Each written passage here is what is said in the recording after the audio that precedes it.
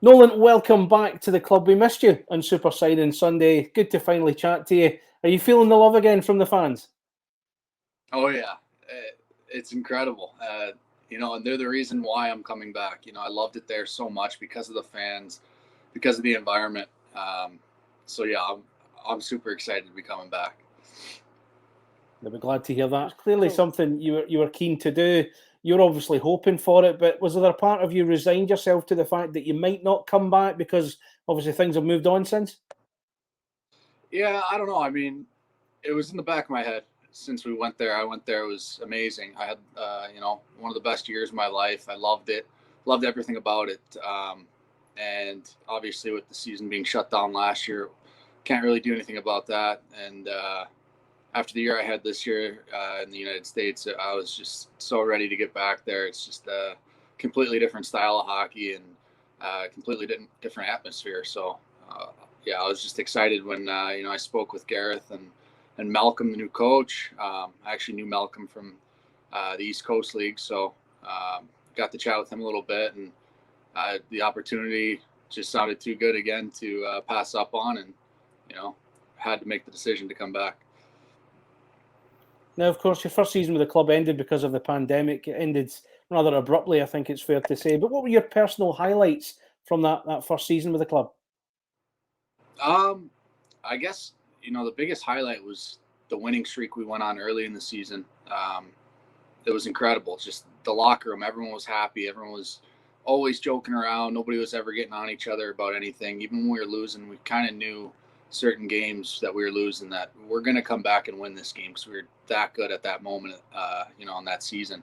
And obviously, things didn't go as planned. Everyone got sick, and a lot of things happened throughout the season that kind of cut us short. But um, yeah, that one of those streaks like that, 9, 10 games, whatever we were on there, it was so much fun. So I think that at that point was the highlight that we had, or at least that I had that season. And of course, I think the club had went through a bad spell towards the end of that season, starting to pick it up 2 or 3 wins. I think there was a bit of momentum, and of course that was taken away. Did you always feel that you could make the playoffs in the end?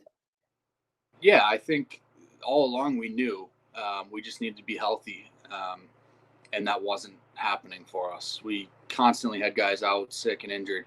But yeah, towards the end of the season, we were picking up momentum again, and we thought for sure that we were going to make it and be a competitive team.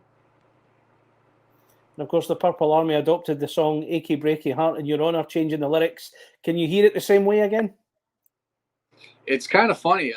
I've never heard that song until they brought it up. Obviously, when I was in Scotland, and then I just started working here up in Michigan, and for some reason that song comes on a lot at the restaurant, the brewery that I'm working at, and I just keep hearing it over and over, and I'm like, oh my god, it's a sign or something.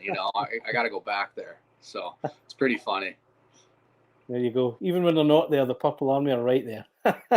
That's right. That's right.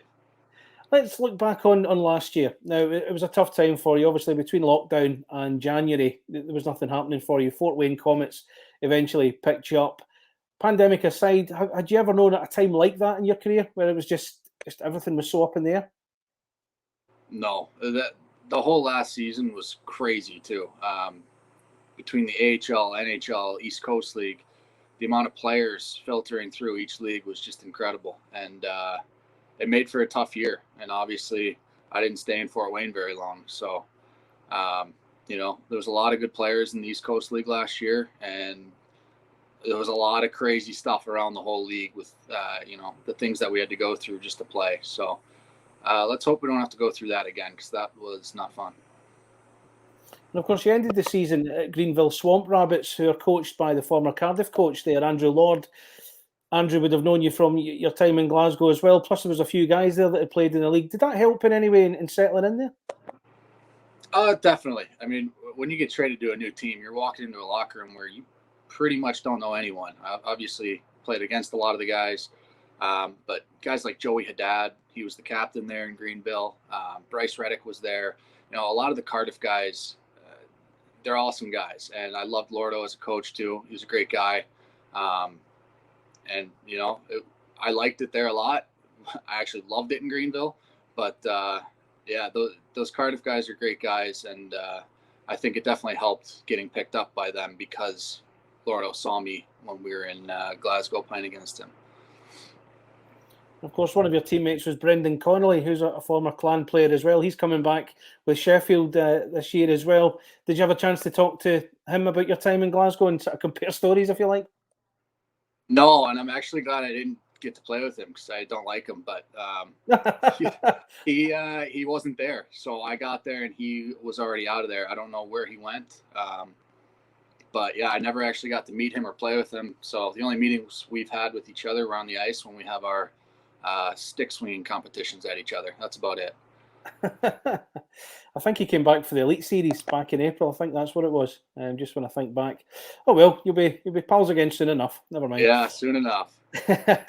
So overall, how do you look back on the last 18 months now? We're starting to get normality back. We're all looking forward to a new season.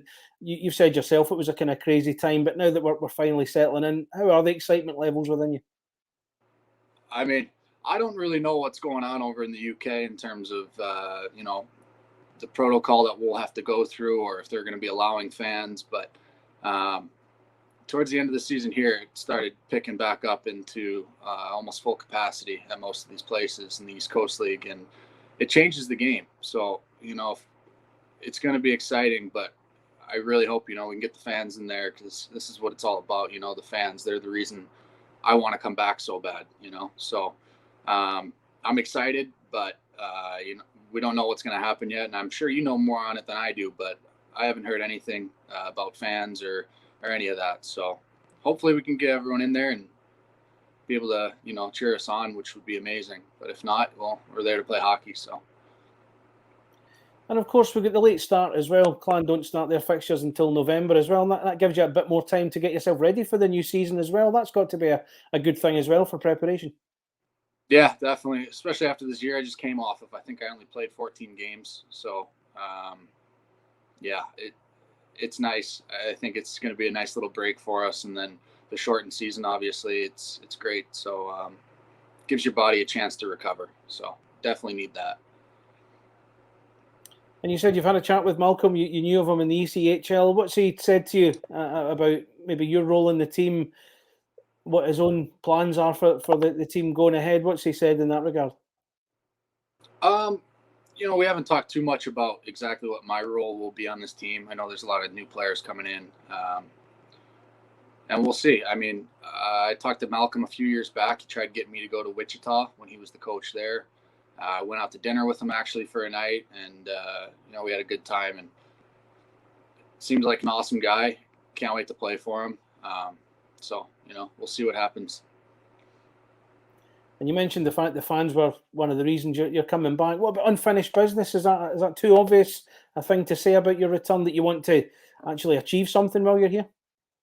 Yeah, I mean, definitely this time around, I think we need to make playoffs, and I think with the team that I've seen so far, obviously you say it every year, but there's a way we can make a push, and any team can win.